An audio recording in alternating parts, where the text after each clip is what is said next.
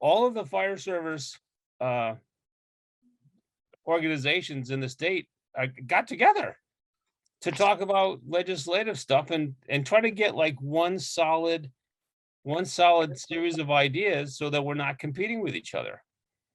And I think that's just so cool. I got to watch this. I was involved in a tiny little thing, and I got to watch this one day.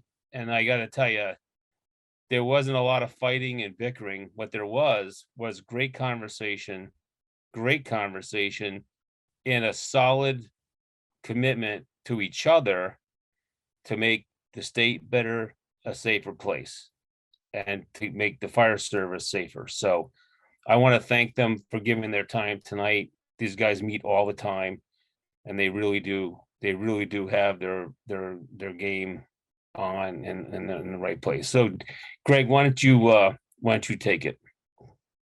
All right, outstanding. Well, hey, thanks a lot, Nick. I appreciate it. I'm looking at the faces that are out there, and I'm kind of laughing because I think a lot of them, these folks have already heard this spiel because they probably participated in some of the original discussions. But listen, I'd be remiss if I didn't pick up on. I really do think this is a critical conversation. It's really an opportunity for the Connecticut Fire Service to hear it tonight or have it available, or if you're watching from Austria and it's helpful to you, great. But here's a scoop. Just to recap or to start with me, my name's Greg Priest. I am the fire chief in West Hartford, Connecticut. I'm super honored to represent some fine men and women. But tonight in my role, I'm the vice president of the Connecticut Career Fire Chiefs Association, and I've been assigned as a delegate to the Joint Council of Fire Service Organizations, and I'll touch on that in a second. But before moving on, I really do want to recognize all those members who are around. I'm really honored by the work that we're doing together in the fire service, but they really do represent all facets of the fire service. And I want to commend their dedication, willingness to partner on all these issues, and honored that they've pushed me out in front of the bus to speak. But it's truly a collaborative effort, and I hope that everybody sees that and really thank them for all the work, the support that's been done ahead, behind the scenes, everywhere. So I do have to give a different shout out as well, which is those folks back in West Hartford, especially Assistant Chief O'Callahan, who have kept the village moving along here. It's a lot of work when you're out of the office and you're trying to improve the fire service as a whole. I just hope that we all understand that as representatives working for different organizations, we are truly trying to further the interests of our local organizations, but the fire service as a whole. And I know that goes for all of my colleagues who have spent a lot of time on this. So you got to answer the first why. What are we talking about tonight? Well, the first is we know we're getting together because we know the fire service in Connecticut has had a lot of different issues over the years. And we recognize this in our individual organizations, but we also recognize that as individual fire service as well. We proactively identified this in Summit 2025. That was later codified in an OPM report in Special Act 2112. That is online. Maybe I can shoot that over to Jamie for folks that want to read it, but we did a pretty good job of identifying what some of the issues were in the fire service. So I don't want to take any sort of a negative spin at all, because here's the scoop, right? The reality of it is the fire service has made a lot of progress over the last years on important issues, whether or not that's cancer or PTSD. And really, that's a nod to some of the folks you see sitting around our virtual room today. So that's great work, but we've always never been able to really get all of our priorities in sync. And what ends up happening is in times of scarcity, I think we start turning against each other because we are worried about our kind of local conditions or whatever topic is most important to us. And then ultimately, sometimes those divides or those divisions seep outside of the fire service. Folks see it, and then that divide is used against us. So that's resulted in some challenges. We've all watched some lack of bond funding being released.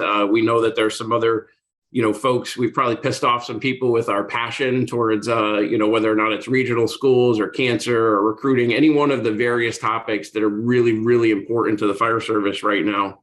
But it's an opinion, I think, but some legislators have kind of scratched their heads. They don't quite know what to do with a bunch of passionate folks who really want a lot of different things. And I sense, and obviously look for others to comment later, that perhaps legislators then just look really kind of local to whatever they think that they can move through for their jurisdiction or what helps out. Or maybe they just go to their local fire chief and say, what do you need? And in good faith, they give you an idea of what they want. but it doesn't take into context the larger perspective of the fire service, what some of our bigger issues are. So I think that what the net effect is through a lot of tremendous work, folks like Ted, others, we've got this legislation, but we end up with uncoordinated successes that just kind of land in certain areas. And some folks are not getting what it is that they want, and that's frustrating. So I would go back to, I don't think there's any negative intent in any of this. Nobody's acting nefariously, trying to do bad things. It's just that we all want a lot of stuff. So I think what we're trying to do in the joint council and individually in organizations is we want to, we want to build on that foundation of excellent work that's been done by so many folks in so many areas.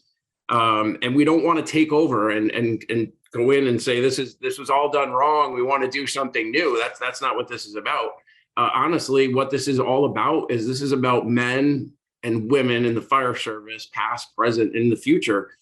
Our folks actually need folks in positions of leadership, formal or informal, to spend time on things that are really going to matter, not only today, immediately in our jurisdictions, but also in the future, because we need a good foundation from which to build upon. So this is what we're trying to do. That is the vision. It's cliche, but the answer is I think a lot of us across the entire fire service, whether you're involved in the discussion or not, we just want to leave it better than we found it. So we started a conversation inside of individual organizations earlier this year, but there was some interorganization communication, and there just seemed to be folks that wanted to engage. They wanted to do the right thing. Nobody really wanted to kind of fight or disagree. But most of all, what we recognized is that we needed to find like one voice is kind of how this has been termed. But the answer, and I think it's the credit is to Chief Jackson or others, but the answer is really this is many voices that we're trying to consolidate behind one message and one kind of set of ideas. And I think that that's what we should, kind of keep focused on. So the real conversation about what to do with the fire service and move it forward started at the Joint Council. If you're not familiar with the Joint Council, you wouldn't be the only one, because about 1.5 years or 2 years ago, I didn't have any idea what it was. I thought it was a place where some of the chiefs went and pretended like they were working. But the answer is the Joint Council is a really important organization. I won't go too much into it, but it combines all of the presidents or delegates of the professional organizations, whether or not it's fire marshals, fire chiefs, career chiefs, instructors, and the 7 families, as they call them. But they take topic-specific organizations and they put them together into a room. And what they try to do is organize and prioritize and create a synergy in the fire service. Frank, do me a favor, identify the 7 families for me. Okay, you ready? Yep. Connecticut State Firefighters Association, Connecticut Career Fire Chiefs Association, Connecticut Fire Marshals Association, Connecticut Fire Department Instructors Association, the Fire Equipment Manufacturers, Fire Equipment Mechanics Association, and the UPFFA. And did I miss anybody? Connecticut Fire Chiefs. Connecticut Fire Chiefs. There you go. It's that. So again, those are really wide representation: labor, management, volunteer centric, career centric. And I think that that's a big highlight of the Joint Council, which is it really tries to gain a perspective and ideas and represent a lot of fire service, the fire service in Connecticut. So that's the Joint Council. But as we started to kind of get into the topics, right, our big challenge here is that we wanted to find and make sure that the people in the fire service out there, all the way down into kitchen tables, were included, and that the Joint Council wasn't going in for some massive takeover. Obviously, as you know, that doesn't go over very well with fire chiefs, nor the land of place where we call a stubborn Yankee. So, but we also were dealing with some history. It's always been this way. We were promised things, there were conflicts and some principles. But I think that once we got around some of the raw emotion of, the people are taking things away, they don't want to see our priorities. I think what really crystallizes is that we recognize that we didn't have a planned approach across as much of the Connecticut Fire Service that we could. And that was what was kind of confounding our legislators, our organizations themselves. And it was really preventing us from getting so many of these needed resources and attention. So we ultimately, I think we lost our priorities in the fight down at the Capitol for some of our priorities just because we couldn't be organized. So The Joint Council has a lobbyist that represents several of us. There's another lobbyist that also works with the UPFFA and really gave us some solid advice on how to handle our legislative action. And really what they said is kind of bring this down into 3 actionable priorities that we can submit. And that's going to be the way that we're going to gather not only the attention of the legislators, but it's going to demonstrate a show of unity. And, former UPFFA President Pete Rose, goes to this all the time, which is he says that if we all get together, we would have so much horsepower in the fire service. And I think that's what we've really been trying to capitalize on. So with enough of the background, here's the substance of what the 3 priorities are in the fire service, which is we want to create some statutory changes that will allow for the state fire administrator to commission a strategic master plan. And the strategic master plan will cover all facets of the fire service with all of these different priorities and needs. And then we want to make sure that the commission has the right statutory authority to take and vote on those recommendations and then actually move through to implementation. And we feel that through this process of a strategic plan, we will have more buy-in as we can tell the legislators the order in which we want things done and in general, provide a better structure for the fire service in Connecticut. But I want to be very, very, very clear, because this is a very important point to the entire thing. When sometimes we think about legislation, we think about top-down authority pushing into somebody is going to tell me what it is that we have to do or should do. And I would really encourage folks to look at this as what we're doing is exactly the opposite. What we're trying to do is we're trying to create a scaffolding or something from which to kind of catch and be a safety net for some of these areas. And at the same time, allowing those areas of success that we've seen in the fire service to grow further.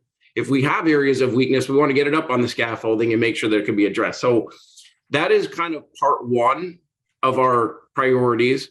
And then part 2 is complicated and simple. And that is we want to keep our regional schools intact with their infrastructure through a capital fund that will allow the repairs and the maintenance of the big things. We need to repair burn buildings. We need to repair the existing infrastructure of the schools that we have. And we need to make sure that we have the right operating funds to be able to do that. And we need to make sure that those operating funds come from a source so that they're not going to be taken away. We need to feel that they are sustaining and that they come from a place where they're not on the chopping block to be cut. Right. They can't be swept up. Right. So those, Nick, because I do want to kind of bring the talk down or kind of the speaking at and get it back into a conversation, because we'll have a little bit more back and forth. But, I do want to address a couple of things. The biggest thing here is trying to give everybody in the fire service, a voice and an input, and really trying to listen for those folks who have some concerns. And the way that we've tried to do that is we really relied upon each organization to conduct themselves in a representative manner, which is they have members, they want to communicate with those members, bring that input back and get it to the Joint Council. It's been a really big focus of trying to get that feedback in there. Now, the secondary issue that is coming up, and it continues to come up, is that there's always that question of, but this is just so important. Cancer is just so important. And insert your section of choice, or that this bill was just presented and we need to do something about it. That's been the next challenge, because we know that other stuff has to happen. We can't push pause on something. So what I would say is one of the things that we're looking at in terms of, how to handle the 3 priorities, but these other things is we're just asking folks, don't stop talking to your legislators. Don't stop taking and telling them what you think is important, but just refer to them as we need a better plan. And in the process of a better plan, keep our fire schools going. But yes, we absolutely disagree with this legislation going through, or yes, we hear that you're asking about this topic, we want to. So I think that's an important point. I think, well, let me ask, so if I understand it correctly, there is already a requirement for some kind of strategic plan, right? So that would be a new one on me that I'm aware. Yeah, I may be wrong. So listen, I found out that the first thing that I would always say is I'm not quite sure, but what I would tell you is the way that we're approaching the strategic plan for Connecticut would be to have the statute require that the state fire administrator produce a strategic plan and make sure that it is appropriately funded. I'll hit the strategic plan quickly because it's part of my kind of closeout notes. But when we talk about a strategic master plan, we're talking about a plan that would be facilitated by somebody from outside of the state without any biases or notions. And we would really want that kind of open and pragmatic review. We want to be able to bring our experience and our expertise to the table, but we don't want to have our biases over what we feel is most important or how it should be done, kind of getting in the way. So I did want to frame the strategic plan like that. This isn't going to be like Summit 2025, add in, we're going to come up with action and recommendations from within the fire service. We don't know that that's the right plan, but the other thing I agree with 100%, I'm sure Jeff on the UPFA is absolutely, there's going to be obviously some collective bargaining and some other stuff that the UPFA, I assume, is going to pursue, or whatever it is, right? So you're not saying don't do anything else. You're just saying that here's the three things that the group has gotten together that we think are really critical. Right. And these are the biggies. Do what you have to do Jeff, I'm not picking on because you're the union. I'm just saying that there's probably some things that are direct that you guys have been working on for a long time. You're not just going to throw your hands up and walk away, right? You're going to continue on. No, you're absolutely right, Nick, and that's why Greg had mentioned a couple of times we've been a strong push of ours since 2016, and obviously we're going to continue on that fight. But as a labor organization, we certainly recognize the value in forming this strategic master plan, because we anticipate or hope that we're going to get to the point where, whether it's next year or 5 years from now, that if we're seeing a significant impact to labor or collective bargaining, that we can rely on the rest of the fire service, whether it be marshals or volunteers or instructors, to come in and assist us with our negotiating that into a better deal too. So the value's there. The concept that the Joint Council discussed on several month period is worth its weight in gold to us, as well as individual organization that sits at that table. So our organization applauds the effort, and we back it's fully, and at the same time they recognize just like you implied, some of the impacts to collective bargaining that we're going to continue on with, but maintain steady lobbying for these three priorities. And listen, nobody loves the fire schools more than I do, and we have a lot of fire school people that are here tonight that have various responsibilities with all of those. And again, listen, we're beating the bejeebies out of them. But a quick story.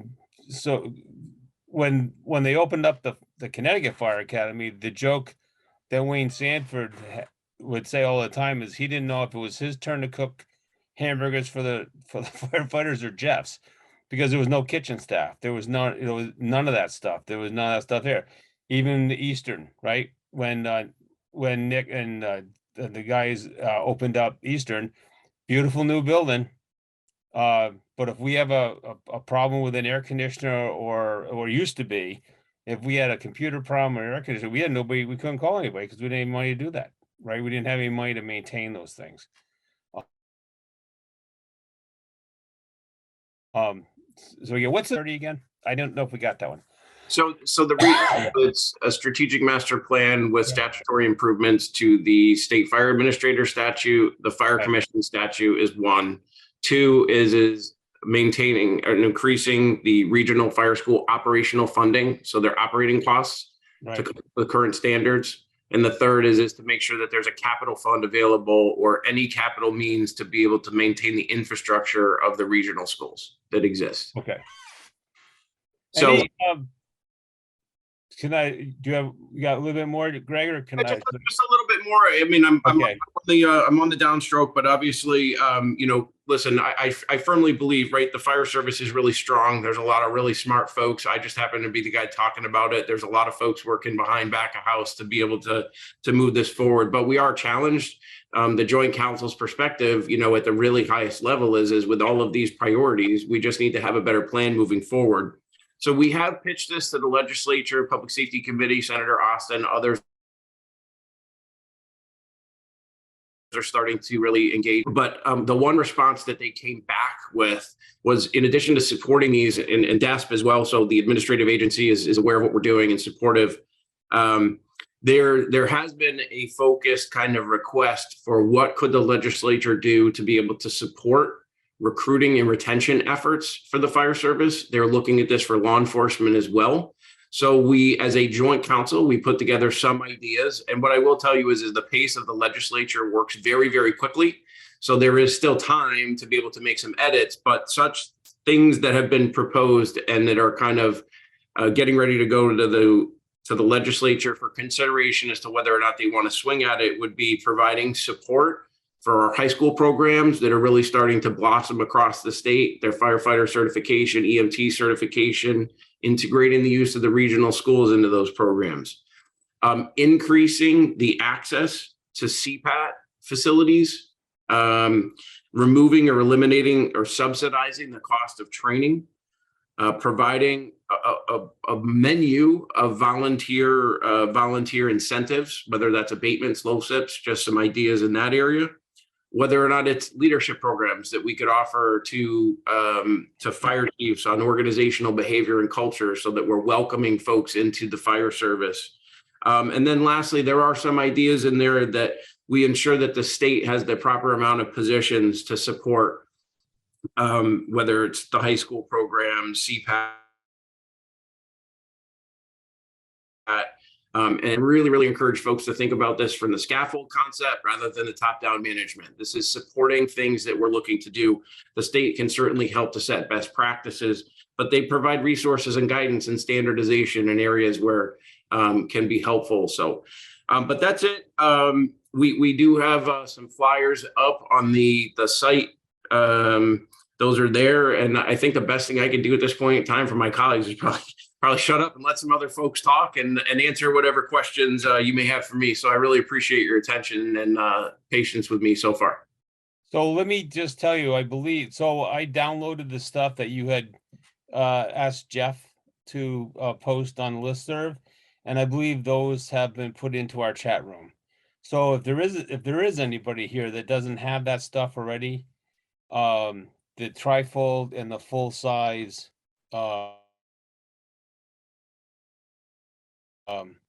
that stuff should be, I believe we put that into the chat room. And if not, we can get it in there by the time we're done tonight. I would like to thank you, Greg, for a good overview of everything that's been going on. I would like to hear from any of the other members of the group that would like to add anything to anything we've talked about, or bring something else up, more supportive stuff. That's open to you guys. Anybody? Anyone should say? Go ahead, Roger.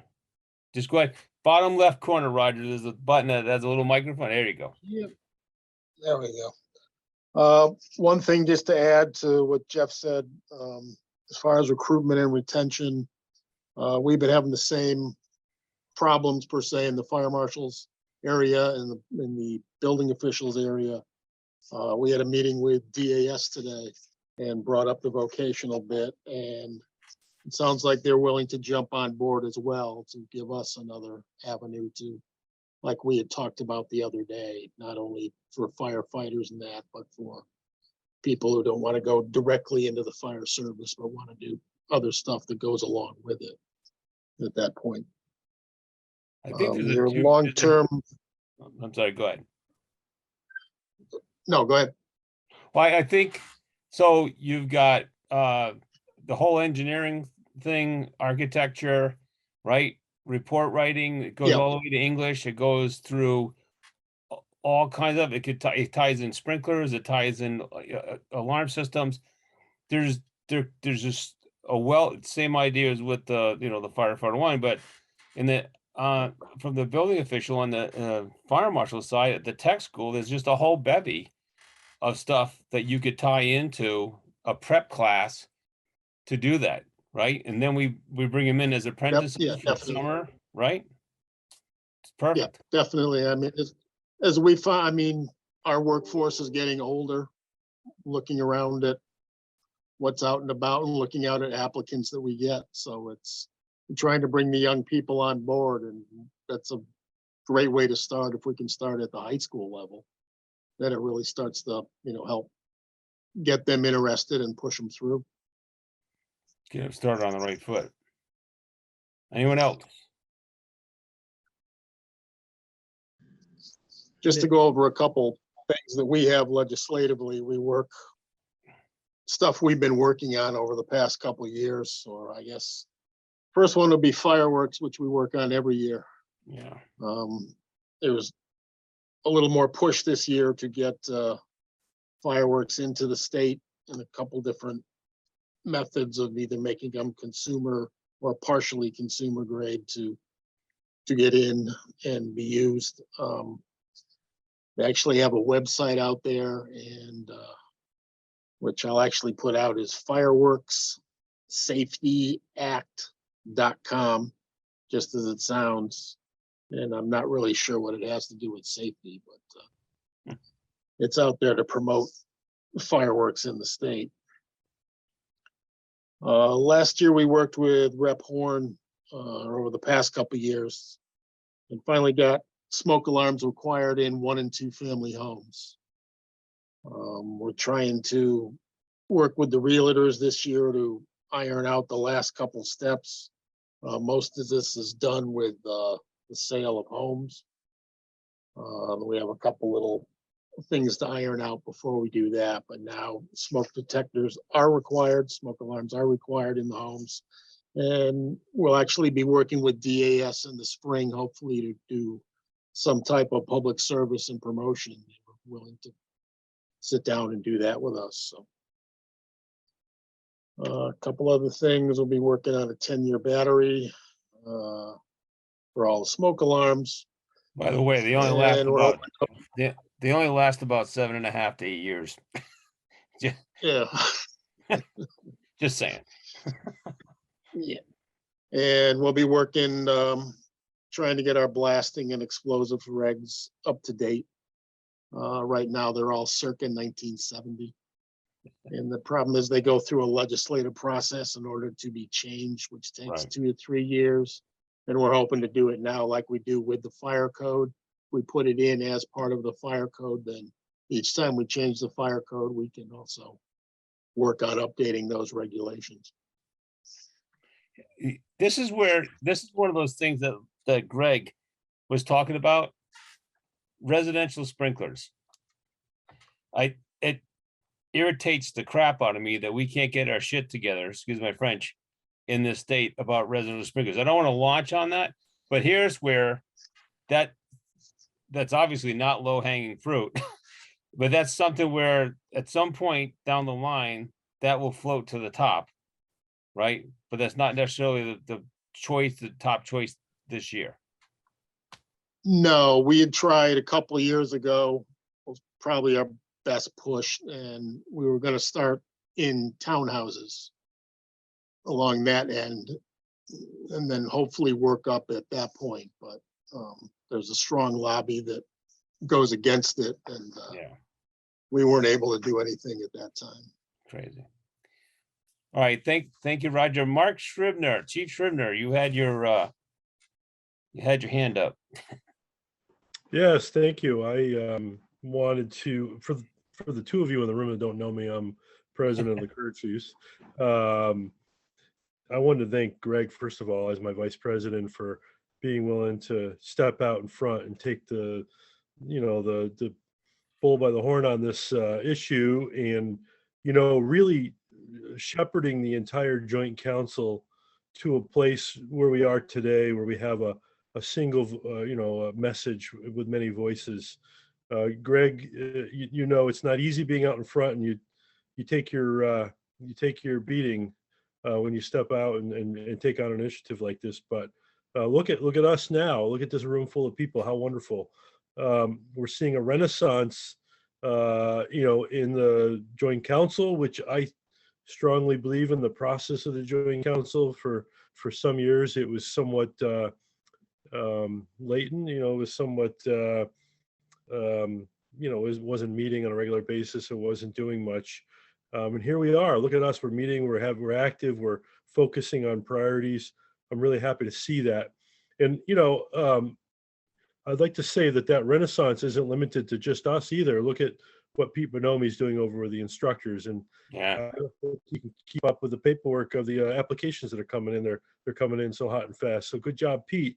And may we all see that kind of renaissance as we start to really do these kind of things, where we're coming up with a single message from many voices. Greg, I think your idea in the idea that the Joint Council adopted of strategic master planning is the right way to do it. There's a lot of things that need attention, but they'll come out in that process. They will, if we can take an orderly top-down process, we'll start to bring those things into discussion and start dealing with them in an orderly way. So I think that's the right way to approach it. Would we like to wave a magic wand and fix all the fire service today? Yes, we would. Is that realistic? No. But you know what? I think the process, the Joint Council process, the consensus process, the legislative process, we're doing it right. And I think we're starting to see the fruit of that. So, without blowing a lot of smoke up of everybody's skirt, I just want to be here to say, hey, good job, everybody. This is giving me an awful lot of encouragement. I think the small victories, the great work that this group subcommittee on cancer did to get everybody together and take something that was a couple years old, and turn it out in a few months, and to be able to say that there are people that are receiving benefits now because of that work. The more of these little victories and achievements that you have, again, people will say, you know what? And again, let's say that we only get one out of the three objectives completed. That's still a victory. Even if we don't get it completed this year, we get the road paved so that next year more people have it in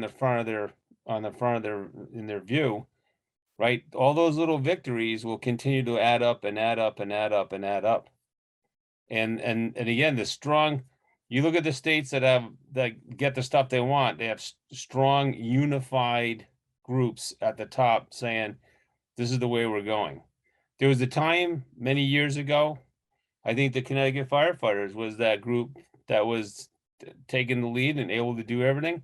But again, they're just going through the same things that, again, no disrespect, John, to the firefighters, but they're just going through the same thing we're all going through. It's just harder to get people to come and be that active and stuff. So you need to form bonds and teams to get stuff done. I don't think there's any group in the state that can walk out and stand out on their own and get everything through.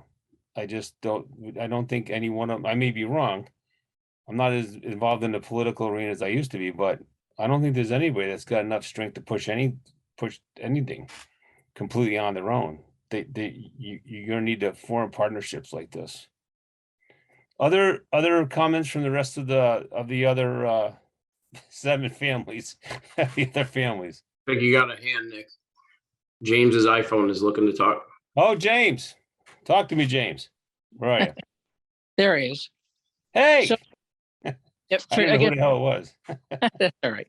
For those people that don't know me, I'm Jim Baldus, and I represent the Connecticut Fire Department Instructors Association on the Joint Council, but also I'm the chairman of the Education Committee for the Connecticut State Firefighters Association, which represents all the regional schools.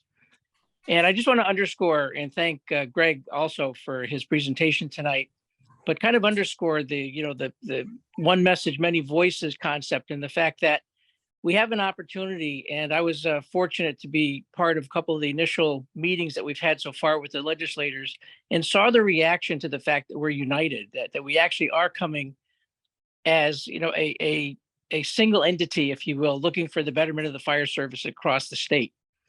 And I think one of the things, if we can just kind of make a commitment to do, is every time we have an opportunity to talk to our legislatures, whether it be a representative or a senator, whoever it may be, within the topic of which we are going to be talking to them about, maybe about something that's local to us in our own towns, we make sure that we also send that message of these three critical areas that we're looking for, that one message that the fire service is bringing forward. Make sure they have the handout that's now being, put out, whether it's you send it to them in an email, you give it to them in person, but there should be no opportunity that we want to let go that doesn't complete along with that same message. And certainly we're going to talk about other items that we have that are going to be important to us. I think, from what was just, talked about on the fire marshal side or the UPFFA, those are critical issues as well, and they're not going to go away. But every time we talk to a legislator, we should also be making sure that we're bringing up this one message, many voices concept. Because if everybody's hearing the same thing, they're going to see, and as going back to what Pete Carosa said, they're going to see the strength of the fire service, and that strength is going to be just daunting. And I think from, again, the reaction that I've already seen among the legislators who are happy to see this kind of organizational attempt to work it as a group, I think we have a very, very good chance of seeing a lot of success. And I just wanted to convey that message. How do they get through stuff, right? Coalitions. They come up with ways to put people together, right? And head in the same direction, and they have to give or take a little bit. But again, it's one legislator, doesn't matter what house they're in, by themselves beating the drum does not necessarily get a whole lot of attention. We went through this with the thermal imagers. The first meeting to get everybody a thermal imager was held in my city hall. It was the representative from Windsor Locks, Kenny Jeffries, and Kathy Cook was representing us, right? And we launched off on this. Well, there was another idea in another part of the state to do something, and it wasn't until, and it was actually the rep from Bridgeport that managed to pull all the pieces together that got everybody on the same page, and then got us in front of the legislature, in front of their committee, to explain what we're talking about. And we didn't get the money from where we wanted it from, but they got us the money. And the next thing you know, every fire department in the state's getting a thermal imager. It takes partnerships, people you don't normally work with. This is great because we're at least coming from the same culture. Right. We have the same thought process. We look at a scene, whether it's the great grab they did in Meriden the other day or whatever it is, and we look at that and we all swell with pride, and we weren't even there. Right? We weren't even there, but we're swelling with pride because there's a good probability someone there got that training or got exposed to some training from the fire academy or from a fire school at somewhere in their life that talked about what a vent enter search is. For sure. Absolutely. Right? They learned it from someplace, and it could have been one of our byproducts and one of the great institutions that we have, or it could be shift training, whatever it was. Right. And so that's an advantage I think we have over other groups and other entities, is that we can do stuff, and we can do stuff together. Agreed. Good evening, Chief Carter. Anybody else? Someone else? Another comment? Nick, I got a couple things, if you don't mind. Go for it. So one thing that seems to be puzzling to the fire service. I'm losing them. Let's start with who's talking. John, we can't hear you. It's John Carew, CSFA's legislative liaison. Okay. John, you got bad internet or something, buddy? He's frozen. No way, he's moving. So a lot of that stuff that gets put in there by legislators is stuff we don't have control over, that we have to react to. And I'm not sure that our fire service people understand that. And I wanted to make that point, because some people say, well, that's nothing that is important. And maybe not to them it isn't, but maybe to the person that put it in, for whatever reason it was. The long session, which is what we're in now, allows everybody to throw any kind of stuff out there and see what's going to stick. And that's where a lot of the stuff that we're playing defense on, to talk with the different partnerships of public safety, appropriations, and OPM to say, you know what, that's really not in our wheelhouse. We got our three main things, and we don't want to be derailed by some of this other stuff. And some of it may be good to that one particular incident or that one different organization, but it's not the top three, and it's not something that we may come out positive, negative, or neutral on. It just may be there. And I heard a couple comments over the last couple of weeks, especially now. We're going into week 3 of the session, and now there's 60 or so bills that we're watching, and all these other things that are going on. And there's I'm sure there's more than that, but it's things that the fire service is not promoting. It's coming from somewhere else. Oh, yeah. We have our schedule, but it's coming from somewhere else, and we need to react to it. But I'm not sure that our own people even understood that. Well, and when we get done talking about the priorities, we're going to address one of those that has got me a little worried. But that's a great point. Is anybody can listen? These guys, we had a local guy here wants to let 12-year-olds decide whether or not they get vaccinated. We're not going to launch on that tonight, but people put in bills because of some reason, and then again, some of that impacts all of us. And then we do have to get together and at least have some coordinated defenses or attacks or whatever you want to say for whatever that may be. But and this is where the Ted Schrolls of the world and our advocates are always on top of it. Ted always had a list of what was going on that week and who was what, and we would get phone calls. Hey, we need you up here next Thursday. Suddenly, they've got such and such on the docket. All hands on the pump. Let's go. And we would end up. Luckily, we could leave work, right, and get dressed, go up there, and just have a presence there while something's going on, and get 3 or 4, people that are familiar with whatever the topic is. Because there's a lot of other stuff that we don't control that's going on. That's a great point. That's a great point, John. Anybody else? I don't want to leave out anybody of any of the groups. So I want to give you all the opportunity to kick this around. Make sure we're getting all the stuff squared away. So can I speak? I have my hand up. You can. Okay, cool. Hi, everyone. For those who don't know me, I'm Chief Shelley Carter, newly made chief. I think I'm about a month in now. So you all, I'm learning from each and every one of you. I'm also the state representative for Women in Fire, for the International Association of Women in Fire.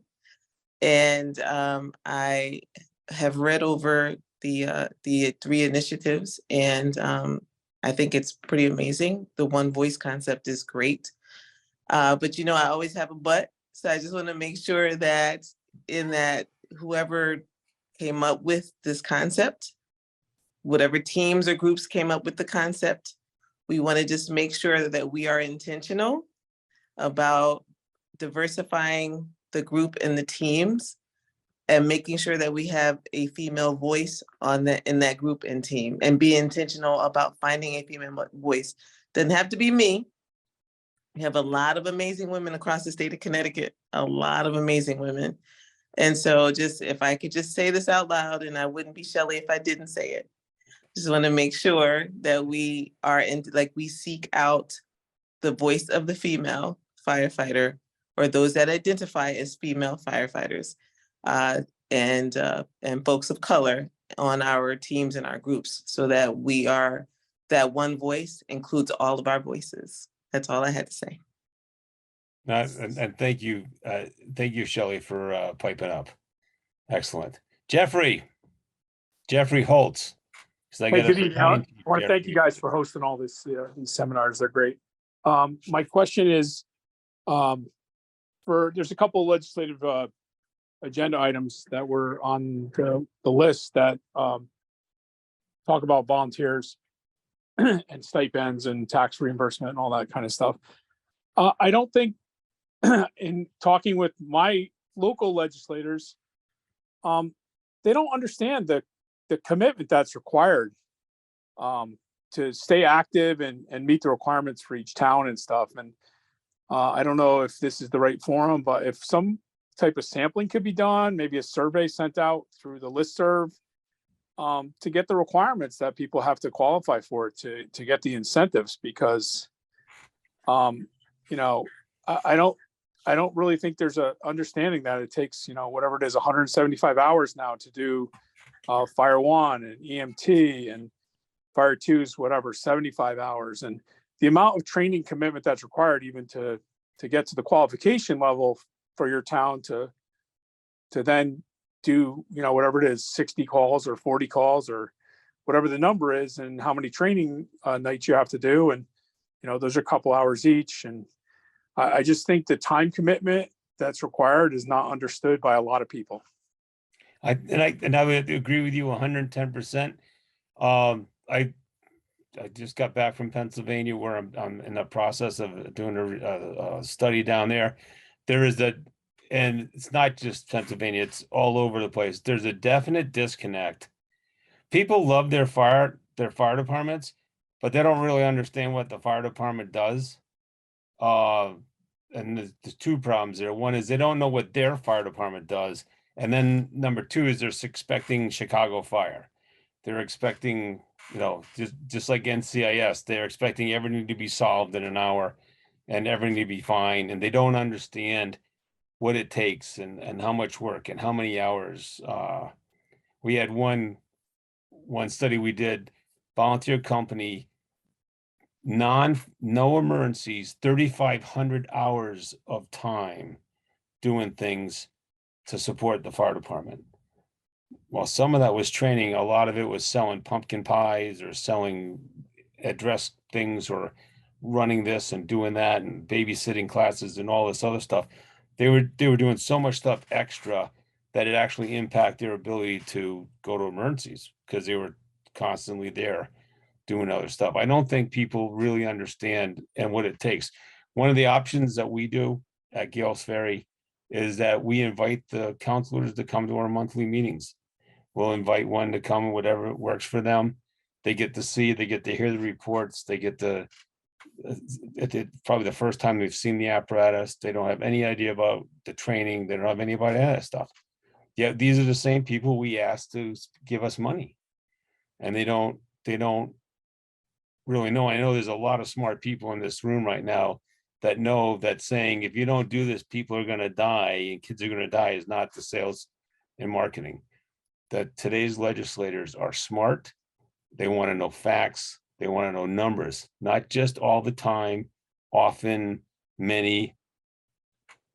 You know, that's not it. It's like we went to this particular EMS call, the opioids. We went to this many opioids last month, and that's the fourth month of that high of a rate. They want to know numbers, because that's what they're being asked to do now. They're being asked by their constituents, why did you decide this instead of my plan or my thing? Because everybody's got something they want out of them.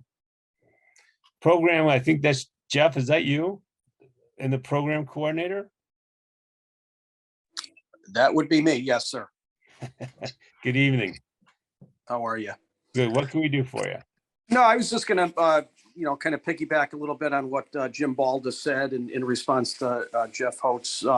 When we talk about legislators, the most important people to them are their direct constituents. And, the time to meet them is long before you pose a request to them. So you really need to work on those relationships, engage them on a regular basis, like many fire departments do. Also, many of the regional fire schools do a good job. They host a legislative night. I know the UPFFA and other organizations typically offer a a fire ops type day where they engage legislators, they put them in gear, they allow them to kind of spend a day in a life as a firefighter, go into a burn building, really engage them, because you may not need them this year for their support, looking for their support. It might be 2-3 years down the line. But, again, they may reach out to us as a state agency to validate information that they're receiving on a local level. But those requests really need to come from the local, the local fire chief, the firefighters, the fire officers. They live in your community and you're the most important person to them. Absolutely. And again, the relationships are so big. So I know Ted Schroll would back me up. Kathy Cook, Linda Orange. What was it? There was a guy from West Haven. His last name started with a D. Steve Durgan. Durgan, huge. Garden. Yeah, these guys were huge supporters, and whenever now, Kathy would call, may rest in peace. Kathy would call Red McKeon up a lot of times because Red had planted those seeds and had reached out to all those things. He would go to all the different operations, but that's the same thing we need to do. I mean, we were very fortunate in our community, that we had the fire department and police department had a really good relationship with the elected folks that we had. But again, that's a good point. You got to have a pre-existing relationship. You can't just knock on the door and say, hey, listen, I'm preaching to the choir here. But, you can't just knock on the door and say, hey, I'm from the fire department and we want blah, blah, blah, $1 million because we need a new thing. We need to track that and paint the picture for them so that when we get to that point, that it's not a shock to that. Jeffrey Holtz, did you have another question? Because your hand's still up, or I don't know. No, that pretty much answered it. Thank you. Okay. All right. Very good. Any other contributions to the conversation? Because then I'm really going to kick the can. Chief Ted Schroll, I don't know if I'm unmuted or not. You are unmuted, sir, and Okay, we want to hear from you. I'm just here to support John, so I wasn't expecting to speak, but a couple of the items that were mentioned already, I just want to reiterate if I can, and both of them from what Jeff just mentioned. The one thing to keep in mind is that each of us out there that contact your legislator, between like myself, John, or Nicola, who we got up there now, we're lobbyists, and the legislators up there, they see 1 million lobbyists, and everybody's wants to grab a hold of their arm and talk to them. But to them, we're just another lobbyist. When you go out there, you are the guy that pulls the lever. And I mentioned this time and time again. You pull the lever in your hometown. You're the one that sends them back up there. You are the ones that they want to talk to, or they want to, listen to. And to back, Jeff mentioned that, and to back up with Chief Baldus, a suggestion I have tried to get across is that if you as a firefighter or fire chief out there looking to are able to support our program, and you talk to your legislator about that, my suggestion was then go shoot off an email back to John or to Nicole or through John, make it through John, that you did that. Then John can make a contact to make that person, legislator, realize that John's up there talking for us, and that he is talking for his own constituent. I hope I'm getting myself clear out there, but they want to know that. I mean, if John can go back and touch base with legislators, said, "Hey, I talked to Nick Chief D'Elia, and he told me about this. He had a conversation with you about our program, and I just want to come back and let you know that yes, we got the program, and I'm the guy. If you need somebody and you can't get a hold of Chief D'Elia, call me, and I can get a hold of Chief D'Elia." So that John knows what's going on at the same time. So we're connecting those dots. Yes. Yep. Thank you, Ted. Thank you. Jeff. Jeff, UPFFA Jeff. I don't know how to Yeah, say what can your I last say name. after, what can Sorry. I say after Teddy? He's got everything there. He's got all the answers. Good job, Ted. Listen, I just wanted to add a few things here, and I'll be brief. Some of it is in regards to some of the comments that were already made. I think right now the legislature is viewing the fire service, EMS, and police as a crisis situation in regards to attracting members. Recruitment and retention is such a common term right now, and fortunately, Senator Anwar identified this early on in regards to EMS, and I think through a lot of our discussions and a lot of our meetings with some other legislatures, that's broadened quite a bit, and they're certainly understanding the significant decrease in roles of the volunteer memberships, and that's slowly progressing into understanding how what we're turning around, where some of our municipalities were coming up with hiring lists of 800 to 600 members is now get down to well under 100. So there's a significant issue, and I think that some of these items that were talked about, like the tax rebates and things like that, are getting thrown out there as suggestions or quick fixes. But I think it's important to recognize it's coming from those uneducated legislators just trying to make something look good or go for a quick win. But our priorities here, what the Joint Council has been discussing and trying to build up the full structure of the fire service across the Connecticut in all areas. I mean, you heard it tonight.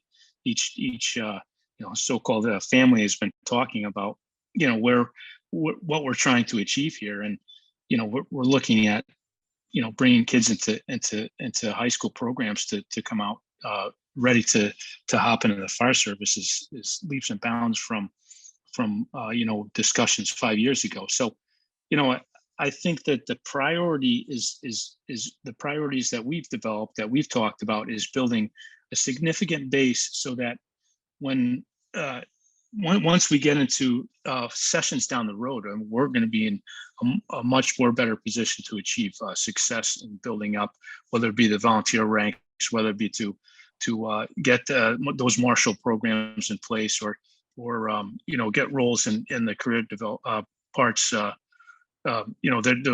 Those lists more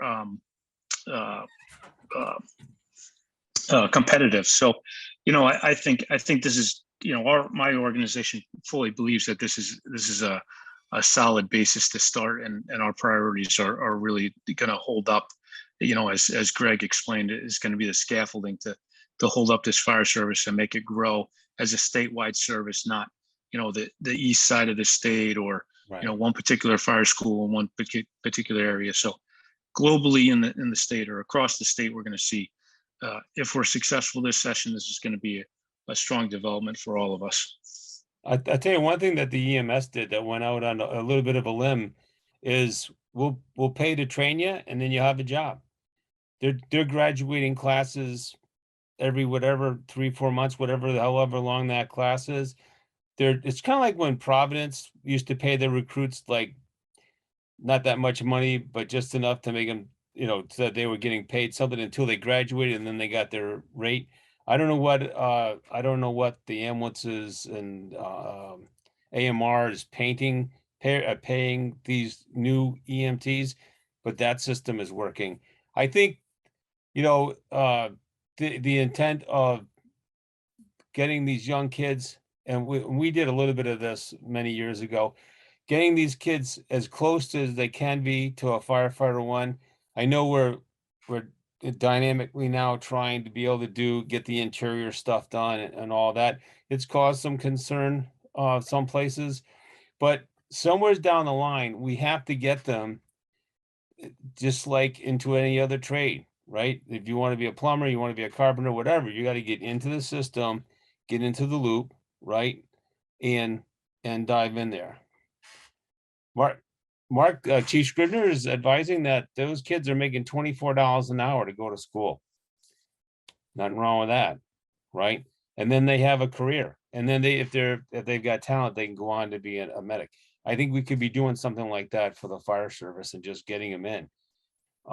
Just get them through the door, and then, and again, they'll start the regular progression that they'll start here and get bigger and bigger, or not, or stay, or do whatever you want.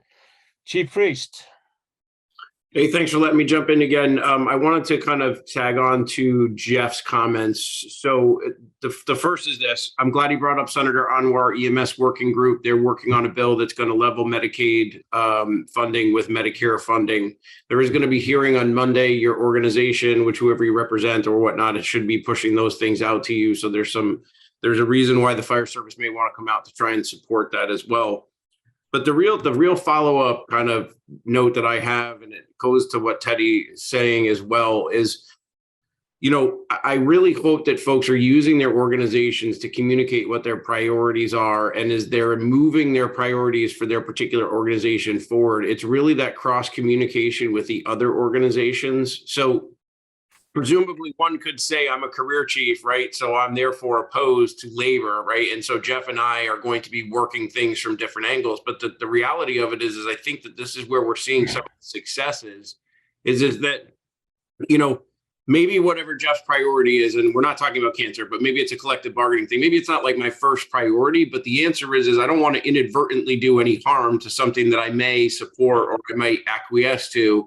So the concept of just sharing information about as simple as Roger's telling us, hey, we're going to be against fireworks, maybe it's not my biggest concern, but when it comes up, if I've got a legislator who's asking me the question, that I'm prepared for it to be able to answer it and say, this is where we stand. But, oh, by the way, we really need a better plan for the fire service. So we're not handling all these little spot fires is the hope, because when we're coordinating information back and forth, what we're doing is we're not presenting the situation where it looks like somebody's trying to cut the line in front of someone else, and trying to get the priorities. And just my assessment of it is I think that's what the perception was. I think there was a lot of emotion. I think that people were just being like, well, you want that, and I'm going to try and get this. But now Jeff and I talk frequently. I mean, everybody talks together. Pete, we're all together on this. So we really have a good understanding of what each other's priorities are. So that's my comments. Thank you. I think if we're ever on the same train, wherever our final destination is, if we have all the same concepts going forward, if we, because if you start out and you're going to be a volunteer firefighter in some company, whatever company you want, and you could just be a volunteer there forever. Maybe you're an engineer, maybe you're like a Pratt & Whitney engineer or something, and you have a separate gig and you like what you're doing, but you want to be able to volunteer. There's other folks that are going to get into that with the intent of going on and getting a career job, right? So the fire schools ought to be pretty solid on the front end of that, right? To make it wherever that person is going, because the fire doesn't care whether they're a career or volunteer. Again, I'm preaching to the choir. Doesn't care. But so we need them going on the same way, because the next thing you know, listen, I don't know about anybody else, but every time I hear a working fire about anywheres other than the big metros, it's going to 2-3 alarms because you need help from your neighbors to put it out. Those people all need to be trained to some similar level, if not the exact same level, right? That's why we have all the standards. So however we get them into the system, wherever they're going to land during that journey, I think it behooves us. It's our responsibility to make sure we're all on the same page, and they're on the same page, so they're not getting themselves all in a jam, jacked up, trying to do something they're not prepared for, or being told to do something they're not prepared for, or whatever it may be. I think that's a huge. I think the other thing, all of the stuff you're talking about are safety issues. The commission is the tip of the spear for firefighter, my personal opinion. The commission is the tip of the spear for firefighter safety in the state of Connecticut. Right? Because as they look at stuff and their participants look at stuff, it directly involves firefighter safety. I don't care if it's smoke detectors, sprinklers, fire doors, fireworks, whatever. All of this comes back to firefighter safety. It all comes back to firefighter safety. It all does. So that's why we're all here. I mean, that's why we all chose to do what we do, is because in the end, while we're going to protect Mr. and Mrs. Jones or Mrs. Smith, in the end, we need to be able to take care of our people when we're doing that, right? So that's the overarching globe here, is that we need to all be on the same path, so we're not derailed. Because like I said, the fire doesn't care. Doesn't care if you're in North Hooterville or if you're in downtown Hartford. It doesn't care. Right? We're fighting Mother Nature. Next, anyone else before I kick the can? I hope I didn't move. I don't want to lose. Any other comments, suggestions? So we've been going just a little bit over an hour. As they say at the meetings, hearing none. All right, I'm gonna kick the can. Have a little, maybe not, little controversy. All right, so and Shelley, Chief Carter, I'm gonna pick you on you for this one. I'm actually glad you're here. So recently, legislator has my understanding, and the people in the room that are more in the know than me, please correct me if I'm wrong. But someone has suggested changing the requirements for CPAT and make a legislative change to a departmental decision on that impacts a departmental decision about the CPAT. I think everybody here is well versed. I want to just tell you what I understand is that a national effort, 10 different fire departments, everything from Phoenix to New York City to Florida, came up with this standard test. It's been through the Department of Justice. It is made and with times and adjustments and everything to make it as open and as inclusive as possible. That's my understanding of the CPAT exam. And apparently someone wants to weaken that and make it not as strenuous for I guess for female firefighters. Shelley, am I on the ball with that? You are, that's true. So where are we at with that? What's the thought of the group? Since we have a lot of the leaders across the state here. Let me first comment as part of the group. Absolutely. So the legislation, after speaking with several females across the state, it's a definite no for us. Nobody wants to weaken or make the CPAT less strenuous for women. From those that are coming into the fire service that I spoke to, those who are volunteers and those who are career. The issue is trying to get women on the job. And I guess the legislators thought it might be a good idea to, hey, let's make it easier for the ladies. The problem is they never really spoke to the ladies. And so we've had several women take the CPAT, pass the CPAT.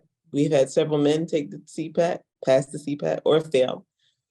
I think the issue is with getting more women on the job doesn't have much to do with making the vest 50 pounds or 75 pounds. I think it's more teaching women and training women how to pass the CPAT.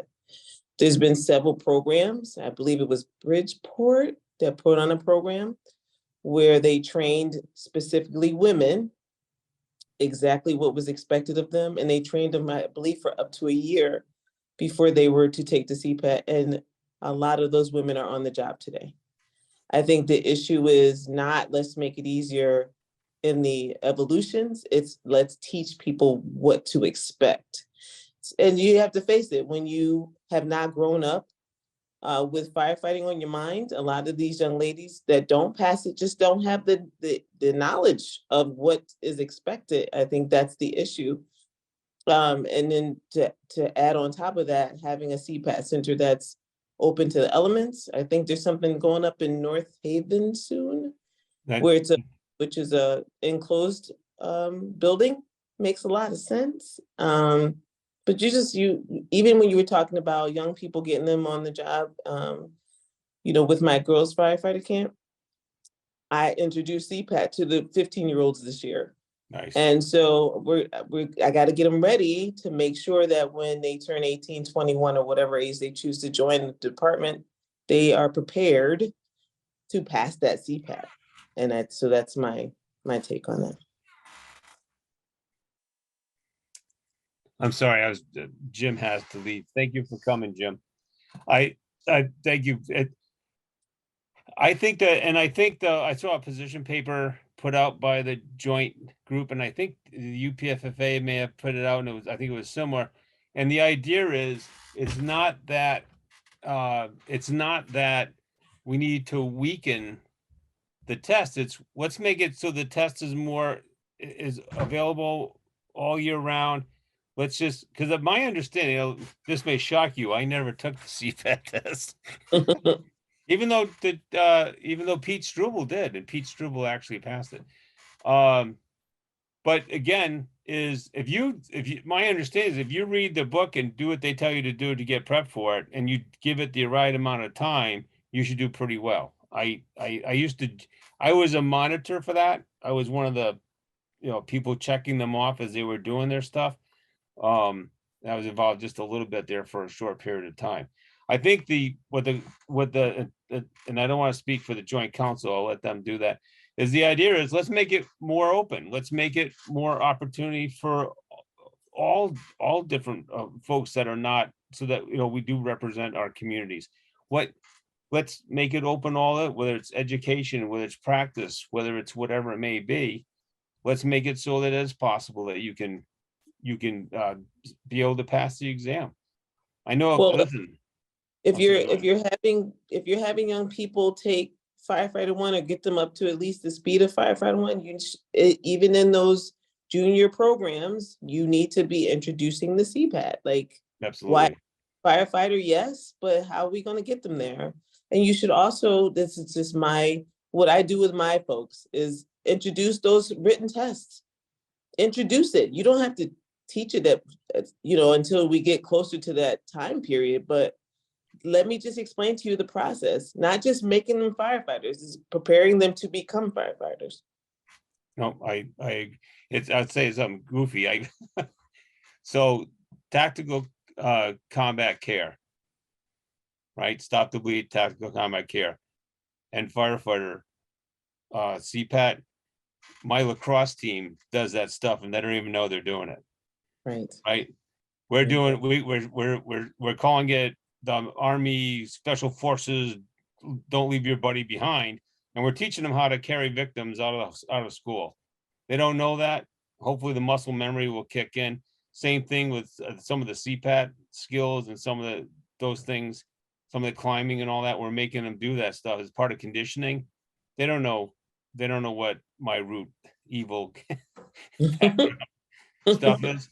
But again, I think it's again, whether it's boys and girls clubs, I mean, church youth groups, there's a ton of opportunity because we all need help. And it doesn't matter if it's white help, black help, Hispanic help. It doesn't matter. It doesn't matter. We all need help. So why aren't we doing that? Why aren't we reaching out to these non-traditional sources? Right? And fill it. Anybody else want to comment on that? Not everybody's on the same page. Oh, we got hands up. All right, I'm gonna go with Jeff again. I think you were up first. Oh, I beat you, Greg. Listen, I certainly want to say thank you to Chief Carter for comments. Because I'm not I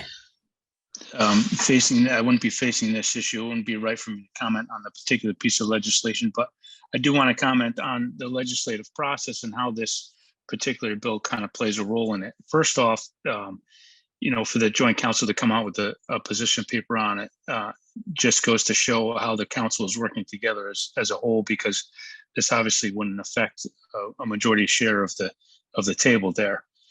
But I think that collectively we all kind of agreed where we were on what the physical attributes of any given point during your person's career or volunteer time would require. So the importance of the CPAT is there. I think it's important to note that if we you know, the conversations that I had with legislators over the past couple of weeks were, I'm really starting to learn more about what was already spoken about tonight, is the uneducated legislator in regards to the fire service, and them not really recognizing the difference that a CPAT is required for a position on a career department, and the same physical requirements may not be required for a volunteer. And so that it really does only affect a small portion of firefighters across the state. But the bigger part that they're not recognizing is that it's not the physical fitness part of it, because if we look at the roles of the volunteers versus the roles of the career firefighters in the state, you're going to see very close to the same amount of females in each one proportionally. And that's an issue to us. And that should be an issue to all of us collectively, because, you know, there's a missing component there. And our goal for the career firefighters, the UPFFA's position, is that we definitely are reaching out to our female members to get them into a collaborative working group to identify what areas we can be more inclusive and bring to either our legislators or our municipal leaders to say, look, at this is where we need to put our efforts, not in diminishing the quality of physical fitness or education or what it may be, but what we need to do to make this accessible and inclusive of all demographics. So that's where our organization is going on that. Thanks. So there's a female firefighter working group? We are reaching out to we're reaching out to all our female members of the UPFFA to see if they want to be involved in a group that's willing to collaborate with our legislators, starting with the purpose of initiating as a result of this bill, but hopefully to grow and be an active part of our organization to include any concerns that the female firefighters may have. We need to hook the two of you up, because it sounds like in many cases you're gonna be talking to the same women, right? Yes, I believe so. Yes. Right. So there's an opportunity. I love it when we have these things happen on the show, but there's another opportunity there to get hooked up, and because if nothing else, from a communication perspective, there may be folks that Shelley doesn't have on her line, even though I doubt it, but there could be. And then there's this stuff, and there may be some resources that the two of you can share in a joint operation to get to where everybody wants to go. I would like to definitely talk to you more about that. Sure, absolutely. I will send you my contact information. Thank you. Home run. Chief Priest, you put your hand up and then you pulled it back down. That's because I knew Jeff was going to do a great job in answering the things that we had. I think that, Chief Carter hit a lot of the things too, but, I think, first of all, we have to start by affirming the work of our female colleagues who have met the standard and appreciate them. And then we engaged them with the discussion before we came out with our position statement, because we wanted to make sure. And actually, thanks, Chief Carter. I appreciate it. It's a great conversation. The other is, I think what this done, even though that this bill was misdirected, not misguided, right? It was well intended. But what it's doing is it's really setting the stage for the conversation that the fire service needs to have on retention and recruitment of minority and persons of color and females and everything else. And this is why we need a strategic plan to be able to address all of these things ahead of time, so that we can bring all these wonderful ideas together and move it forward in a way that it can be properly resourced, planned for, and then executed on. Because this is another perfect example of there's these pockets of light of just fantastic efforts that are going forward, and it's trying to capture them. So the only other thing that the Joint Council discussed on this is that the CPAT is not a mandatory test for any organization. The Academy requests that people have it, but it's also an AHJ thing. So approaching it legislatively is also, perhaps not the best way of doing it, so that the AHJ has the ability to change their hiring standards. That's the only thing that was discussed. But we really have to focus on improving the access to those indoor CPATs, making sure that they run them off hours, increasing the practice, and above all, removing the costs for the candidate. Right? That's a tremendous barrier. So Thank you for the opportunity to comment. Hopefully, Chief Carter, I did that some justice. But thanks. Very good. Anything else? I'm sorry, I just want to just add one more thing. The chief priest just mentioned, and I wanted to mention earlier, there's a lot of other issues. There's a lot of other issues that women face on the job or faced getting on the job. And so now that, I've felt like I've been beating my head against a brick wall for a little while, but now that the conversation has been had and the door has been opened, please, let's just keep this momentum going. Because there's a lot of females that are just waiting to have the ability to sit and talk to all of us. And so one of the things that Chief Priest just said was the cost of the CPAT. And I mentioned to a couple of folks, maybe some of the legislators, myself, was, me coming on the job 24 years ago, newly divorced, I couldn't afford a $175 CPAT. Right. I feed my kids. So that's just another option that, our legacy firefighters might have that abilities. Our folks that are coming from other careers might have that ability, but a lot of us don't. That would be really great assets of folks to have on our departments. So in our paid departments. So please just keep that in mind as we move forward with that discussion. There's a lot of other issues that goes along with recruiting and retaining folks. Maybe at some point we're Sherry, down the line, maybe we'll get together on the show. You can bring a couple of your cohorts and we could air that stuff out. Right? Let's share that information. Absolutely. Sounds good. Okay. Anybody else? Anything else? Because we're going about an hour and a half. And I just want to make sure we've got a lot of folks that have been hanging on and listening. A lot of names I recognize. And I'm excited that you're all here. If we don't have anything else, I'm just going to move on to coming attractions. Anybody else? All right. So again, thank you, everyone. I think it's important that we get this information out. Again, I think someone made the comment, it's one of my favorite movies is Drumline. One band, one sound. Right? Everybody on the same page, heading in the same direction. We may waver a little bit because we each have some, our organizations have some needs that we have to make sure are taken care of.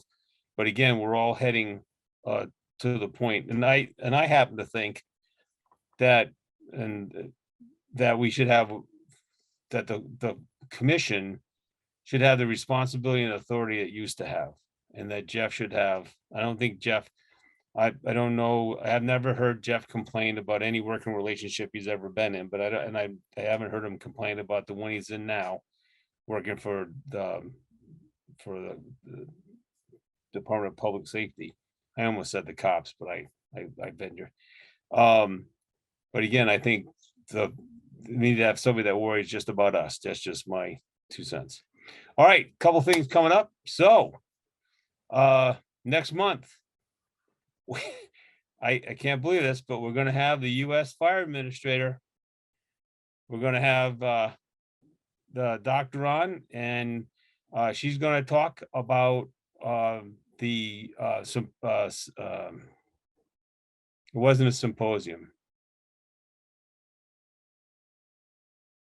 The meeting, huh? Summit.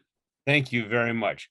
The summit she had about and the six things they've chosen to focus on. And let me tell you what, this lady's rocking and rolling. NFIRS is never going to be the same. She did NFIRS for a very long time. She knows what's the matter with it. And it's just not going to look the same at all. And it's going to be doing, I think it's going to do a whole lot more. There is a podcast out that the USFA did. If you look it up, it's Merrill Moore, I think is, can't remember which one's, I think it's more Merrill, right? Dr. Moore Merrill, that they talk about that, but we're gonna have that, and we actually have the proceedings from that summit. We'll have that in the mailbox when we have her on. So that's going to be next month on, I think it's the 15th. After that, we're gonna Rich Gasaway, Situation Awareness Matters, will be coming on, and he's going to be talking about the changes in how SAM has matured and how it can be used in different ways besides just the fire service. And he's going to talk about how the different companies and the different agencies and the total different venues that are now taking that and applying that. And then the next one we have is Terry Captain out of the FDNY.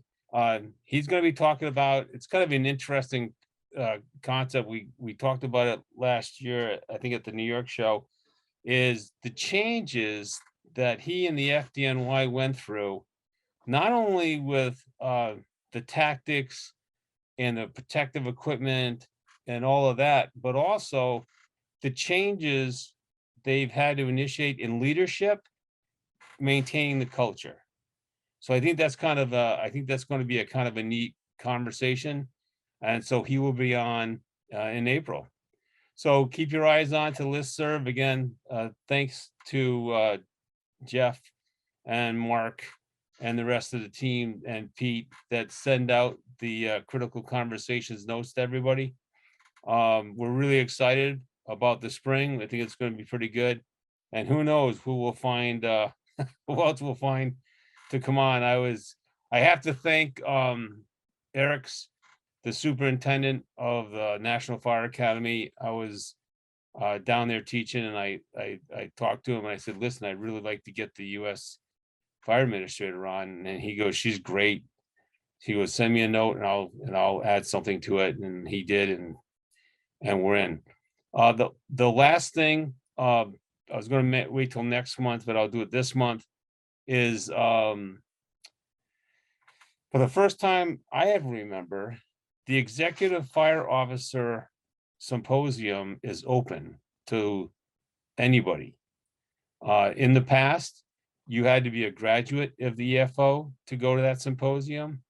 They changed the name. Now it's the Executive Fire Officer and Leadership Symposium.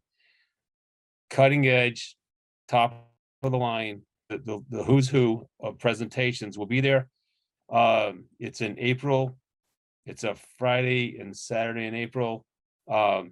Housing is taken care of. You need to pay for your meals, and you need to get yourself down there.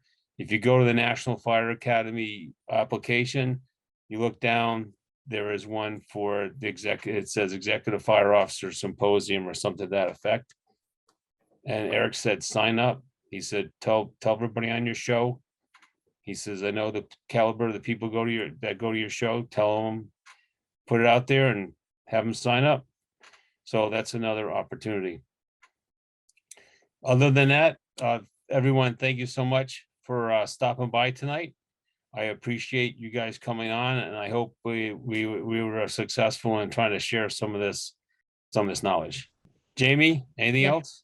Nope, I think you covered it all. I want to say thank you so much for all your time, everybody.